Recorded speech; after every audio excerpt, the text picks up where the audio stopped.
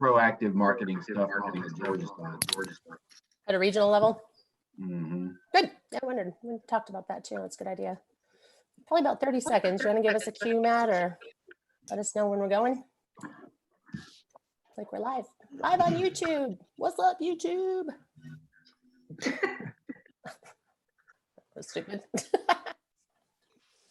I love seeing all the pictures of how warm and sunny it is in Florida. It's like, We've been so lucky. Is it not up? Didn't it snow there not that long ago up in Nashville? yeah, it did a couple weeks ago, well, maybe a month ago, I guess. That's got to be keeping the HVAC units confused. All right, looks like we're at 11:30. Are you ready to roll? Let's do it. I see Paul. All right, gang. Survive and Thrive webinar number 1. I am Jody with the Symphony Agency, and we're down here in sunny Florida. We teamed up with your Georgia Goodman team to help you both survive and thrive over the coming weeks. We know you're busy running your day-to-day operations during the pandemic, and you might not have time to think about these new things that are popping up, like remote working and new technology that goes along with things like remote working. Or like what kind of marketing message even makes sense right now? What kind of sales conversations are the right kind of sales conversations?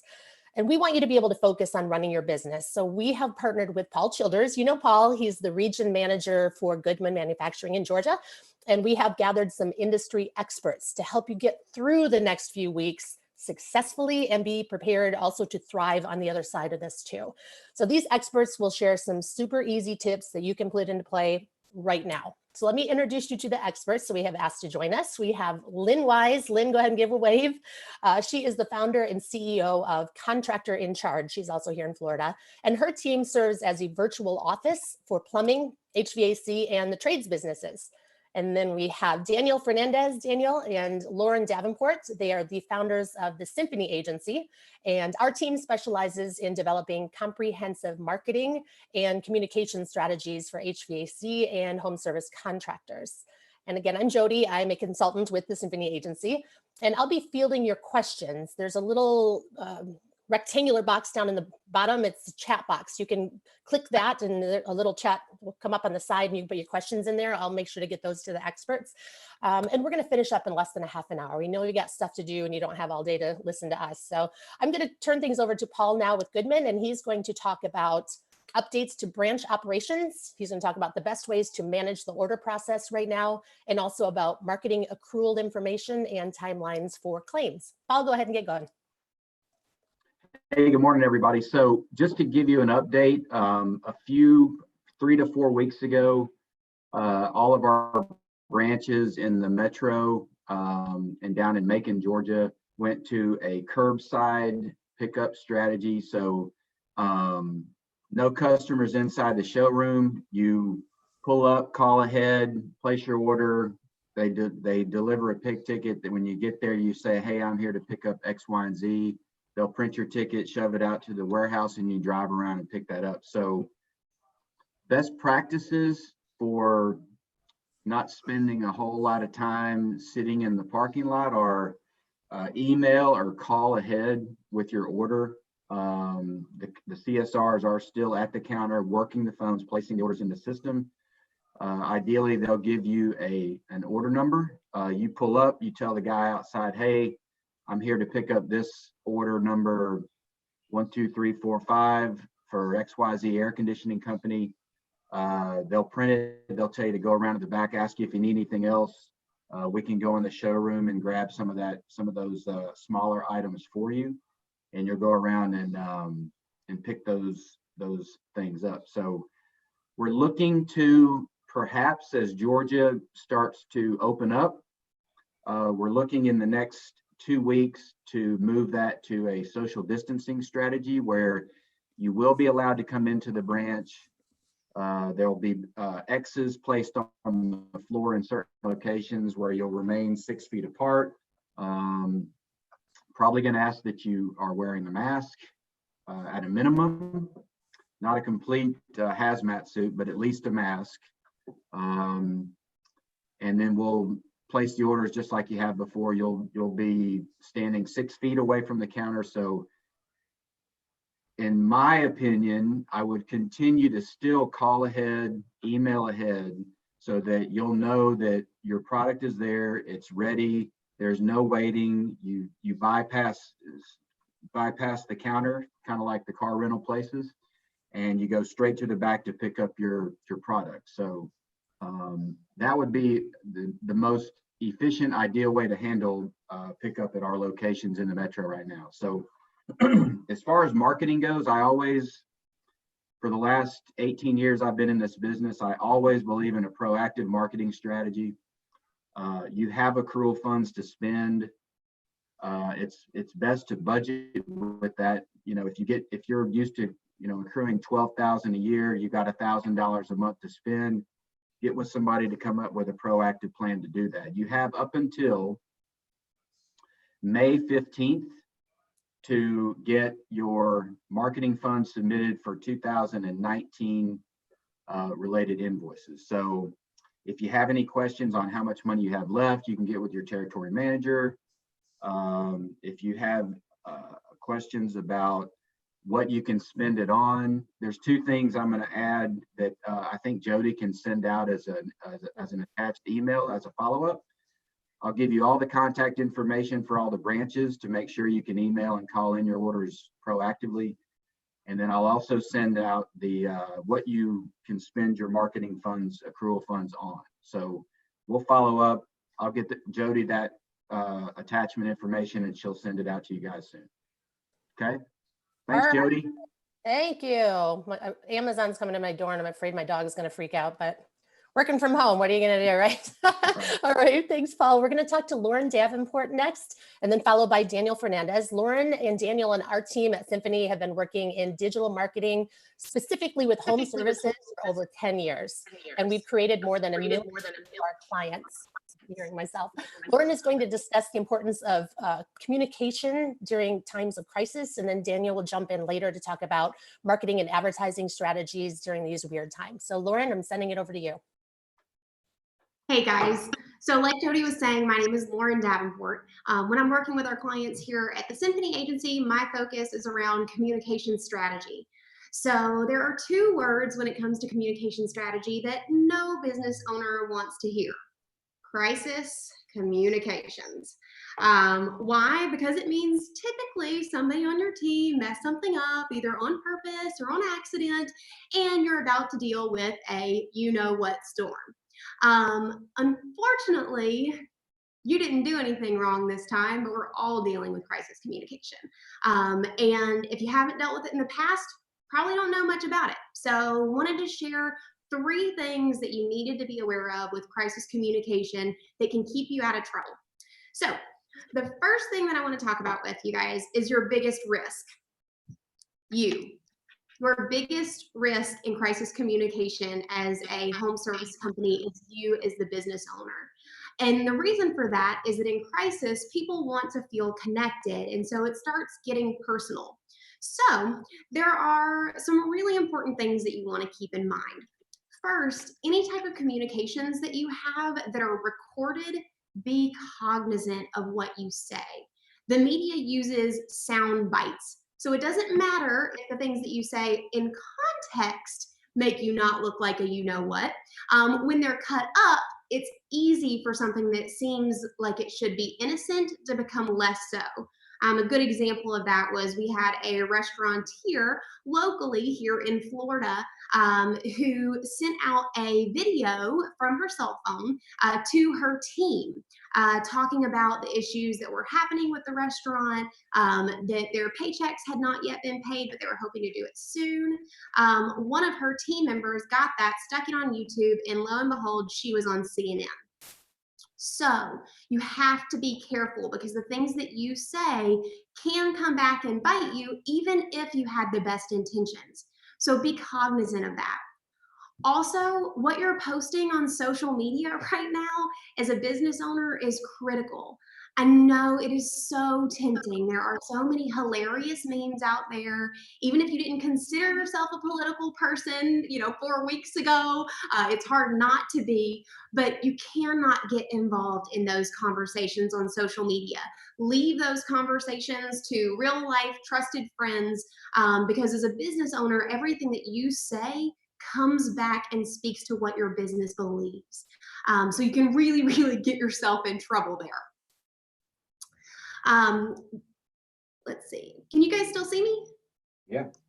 Okay, sorry, I got some weird Zoom notification that said I was signed out. All right, cool. So watch what you're saying. Social media, recorded video, it's important to keep yourself protected. The next thing that I wanted to talk to you guys about is how there's a huge opportunity right now to stand out and really shine during crisis communication. And the reason for that is that most people are so worried about actually figuring out what to do next. They're not proactively thinking about their communication strategies today. So there are some pretty simple, straightforward things that you can do. First, your customers and your employees want to know what's going on. The power of immediate communication and quick, although granted, make sure it's planned, is really, really important. You want to be strategic, you want to be direct, and you want to be transparent in your communications. So there are a lot of different places that you can do that, and really it's critical that you do because not everyone is, and it can make you shine. So the first place that you want to be doing that is on your website. Make sure on the home page of your site that you have some type of information in regards to what you're doing to protect your employees and your customers. Whether you're using a sticky banner that pops down from the top of your website to give a full article breakdown on what you're doing, or if it's just simple, quick content on the home page, it doesn't matter what it is, it just needs to be there. Second is in your business listings. So your Google My Business, your Bing Place pages, all of those need to be updated with what are your new hours, how are you handling service. People are going there to find out if you're actually open because not everyone is, and people are confused about it. So it's an opportunity for you to be able to be out there and available when people need your service. Also creating blog content on your website that's answering the questions that your customers are asking you right now is critical, because if they're asking you them in person, it likely means that they're going to be Googling them on the internet. So if someone Googles you that isn't, or Googles that same question that's not a current customer, they're going to find you giving the answer, which is going to help build your credibility. Also, Daniel's going to speak a little bit to social media and how much traffic is up. I don't think we have to tell you that everyone is addicted to their cell phones right now. So your social media profiles being updated with the same information is very, very important. And it's also a great time to start investing in video content. And obviously, video crews aren't getting out, creating new content right now. We're all social distancing, but there are still ways to create educational video content that can get really good visibility while everyone is online, that doesn't require a new video to be shot. So those are some ways that you can really stand out above the crowd. And Daniel will dig into a little bit more of the details on the marketing side. But the last thing that I wanted to talk to you about is, what do you do if you actually find yourself in a crisis? And so there are two different types of crises that I wanted to speak to real quickly. The first one is a legitimate, true PR crisis. Something you said, something you did, something a team member you had said or did, got you in trouble with the media. So there are a couple things. Tried and true PR practice says that if you don't tell the story, somebody else will. So you need to proactively plan, what are you going to say? Ensure that everyone on your team is aware of that story and is communicating the same message. It's also a good time to let your team know if you do have some type of policy around who speaks to the media, to remind them of that, because you want to make sure that communication is very, very clear and concise. Also, don't make it all about you. If you want to sound like a jerk, that's pretty much the easiest way to do it. Speak to whoever is the victim in the situation, and what you're doing to create a solution to it is the best practice. And also be transparent. There is such a thing as too transparent. So that is a good point in time. If you've got a real issue on your hands, you might want to reach out to a PR team, somebody that you trust, even if it's just an internal person who's good at communications, to let them read and review anything you're going to publish, because that's really important. And then the second type of crisis communication that you might find yourself in is simply that you don't have the time to deal with all of this PR crisis communication stuff. And if that's the case, you just want to find a partner who can help. So one of the things that our team has done specifically for the Goodman team is we've put together some very basic, straightforward communications plans that start at $450 a month that allow you to get all of this stuff taken care of without you having to even think about it. So like Jody mentioned earlier, we're going to be sending out an email that contains the video for this, as well as a link to a landing page so that you can find out more information about those. All right. So good luck in this crisis communication world that we are currently living in. And Jody, I will hand it back to you, ma'am. And I'm going to hand it right back over to Daniel, and we're going to talk about good marketing and advertising strategies in these weird times. So go ahead and take it away there, Daniel. Yeah, so I think the most important thing is that we are not living through this one and done crisis. I mean, we've been through crises in the past. We've been through the Great Depressions and recessions and dot-com crashes, and this is not a first. So in my day-to-day, what I do is I'll sift through some of the historical information that's available to us. I will research current trends, and I will try to uncover the most opportunistic scenarios to allow us to kind of catapult forward during these situations. So what I'm going to talk about are really the 5 that I think are the most important in today's crisis. So number 1, traditional advertising. If you still have that full page spread in the yellow pages, it's time to let it go. I mean, it is finally dead. So literally, if digital advertising was the coffin, COVID-19 was like the nail that drove it home. Traditional advertising is dead. So if you're still spending money in traditional advertising, look to move it towards digital where you can measure it. You can hit the right people with the right message at the right time. So I think that's my number 1 tip. Number 2, as Lauren mentioned, social media. So statistically speaking, Facebook alone, usage is up 70%. That's huge. It's such a huge number. What you have is a captive audience because, well, guess what? No one's advertising, right? So everybody took the conservative route and backed off of advertising. So if you can advertise in social media, you have an entirely captive audience at home that's glued to their phones right now, which is amazing. So that's my number 2 tip. Number 3, your competition, right? Your competition is probably scared. They're probably going the conservative route. This is exactly when it's time to pounce on them and try to leapfrog forward. So because they backed off of advertising, this is the perfect time to jump on it and start advertising because you can start to grab more market share while they're sitting there behind the scenes, just kind of waiting for this all to pass. So that when we come out of this crisis, you're going to be the brand that's top of mind, and that's going to be the most important. So that's my number 3 tip. Number 4, I just mentioned nobody's advertising right now, right? So all of these platforms like Facebook, they're sitting on a ton of inventory. It's reported that Facebook is literally just trying to keep the lights on right now, which is kind of crazy when you think about such a large company like that. So what does that mean? Everything is on sale, right? So we talk about maximizing dollars. You can take $1 and you're essentially getting $2 of value out of it. We ran a study across all of our clients, across all industries, and we noticed that the cost of ads had decreased by up to 65%. So it's like a 65% off sale on ads, which is absolutely amazing. So if you're looking to take $1 and get $2 worth of advertising, now's the time to do that. And that is my 4th tip. And then my number 5 tip is that there's so much free money out there now with grants, right? It's crazy, right? So Google is giving away $340 million that they've allocated towards small businesses. You definitely want to see if you qualify for those loans or grants. Facebook threw in another $100 million. With Facebook's $100 million, you can use it towards ads, or they've actually allocated some expenses that you can use towards operational expenses, which is kind of cool too. And last but not least, kind of the cherry on top, we're going to give everybody the first $150 of advertising for free on us. We partnered with Google, so that's kind of like what we can do to help out. We can also evaluate any current campaigns that you have to see if you're maximizing your dollars and just making the most usage of your funds right now, which is the most important. And that's my top 5 tips in this crisis. And with that being said, I'm going to turn it back over to you, Jody. Wow, I feel like I need to have props. Okay, now we're going to talk with Lynn Wise. Lynn has an extensive background in home services. She has owned her own plumbing, HVAC, and remodeling company for 15 years, so she knows what's going on.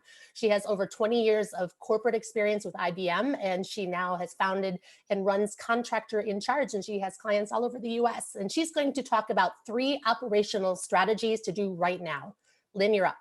Hey, Jody, thanks a lot. So hi, everybody. Nice to meet the Goodman team.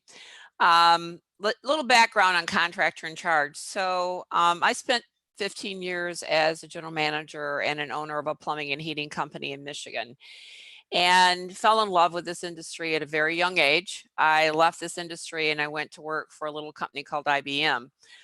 Daniel, I also sold Yellow Pages for 9 years, just so you know.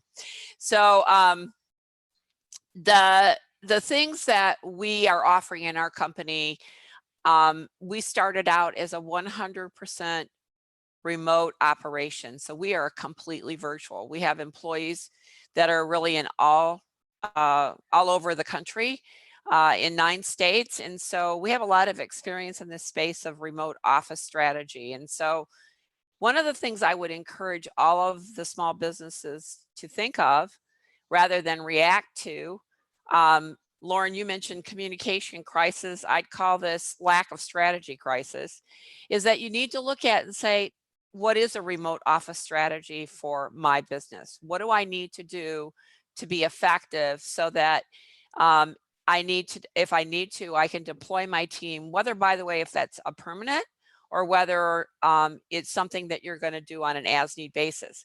So a couple of tips from me. The first one is that I really want you to think about having a work at home agreement available. And you need to cover just the basics. So what are the basics? It's your general work arrangements. So what time does the employee start? What's the days and hours that you expect them to be physically available to perform the work and the responsibilities that are part of their job? How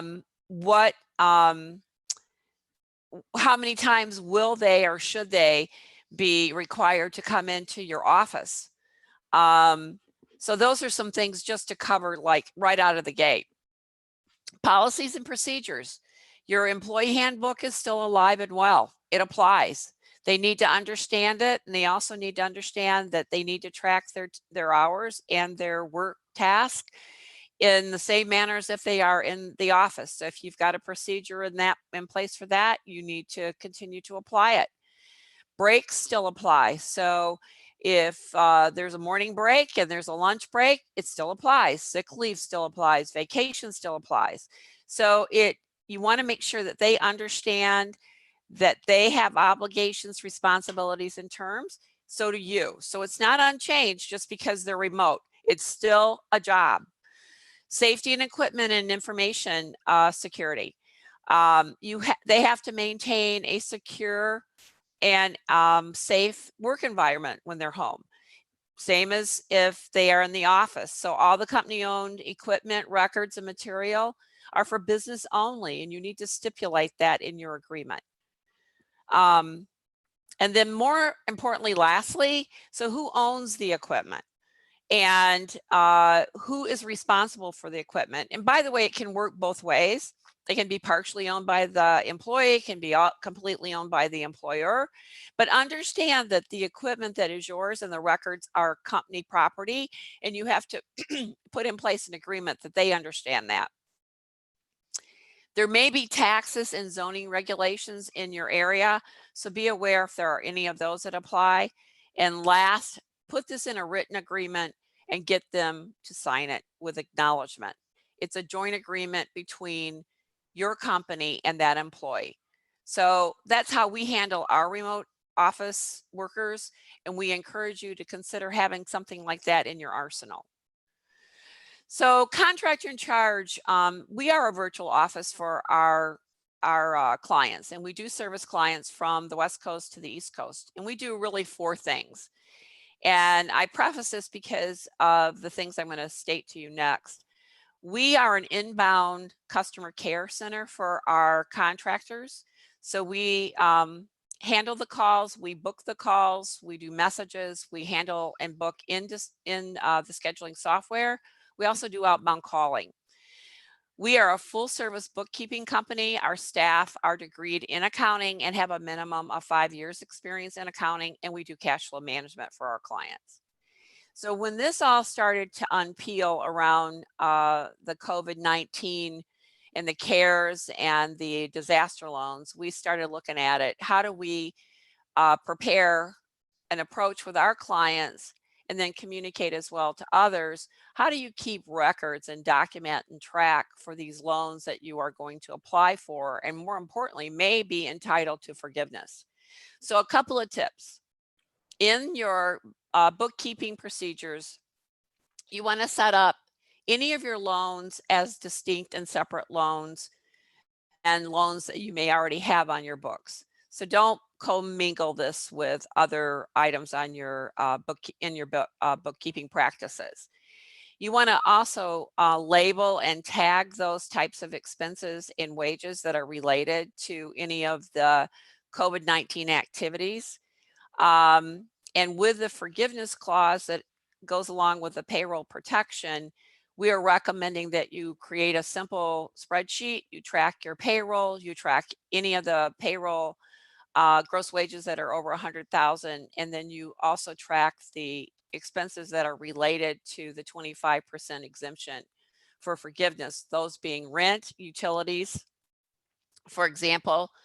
And so you want to make sure that you're tracking and you're understanding those loans, because you are going to be asked to provide documentation on this forgiveness clause. So make sure you understand what your bank or your financial institution is going to require in order to understand when it comes to forgiveness, what can be forgiven. Many of you use scheduling software. Those are ServiceTitan or Service Fusion, Field Edge, Payzer, any of those. And all of them have different mechanisms that you can actually track revenue activities that are related to COVID-19. So if you've had cancellations, you've had loss of revenue related to that, I encourage you to figure out how you can tag that and you can report on that in your scheduling software. It might be a handy document that you might need to use. It could even be related to some sort of an insurance claim. So pay attention to that. And if you need any help on that, I'm happy to provide different ways that we can work with you to help you tag that, because every type of software seems to have their own little idiosyncrasies. And my last tip is, it ties right into what Lauren and Daniel were saying, and that is, this is the time to be transparent and to provide great communications. And so one of the things that we have done with some of our clients is we've just made outbound calls and called our customers and checked in and said, we want to know how you're doing. We want to check in. We want to find out how you're doing. And oh, by the way, let us just tell you, we're here. We're still part of your community, and we want to still be there when you need us. And then at that time, take that time and relay your communication message about what you are doing to protect your employees and to protect your customers. So those are my 3 tips. Jody, Daniel, and Lauren, thanks for the time today. Well, we're so glad you were able to do this with us, Lynn. Look at that, 27 minutes. We promised under a half an hour and we delivered. So that's it. I didn't see any questions come through, but you can always reach out to me with any questions after this. I will be following up with an email that will have a link to a recording of this so you can watch it back later, or you can share it, and please feel free to share it. I will also include contact information for Lynn so you can get a hold of her, and of course for Daniel and for Lauren. I assume you can get a hold of Paul, but I'll stick that in there too. And we'll also include some other good timely information that you can read about operating in times of crisis. As it seems to be the global battle cry, we will get through this together. So please reach out to me really at any time. Let me know maybe just that one pressing thing that you need most of all right now, and we can tackle that together. So thanks for joining us, and thank you to the panelists, and enjoy the rest of your day. We'll talk soon. Bye, guys. See you later. Bye.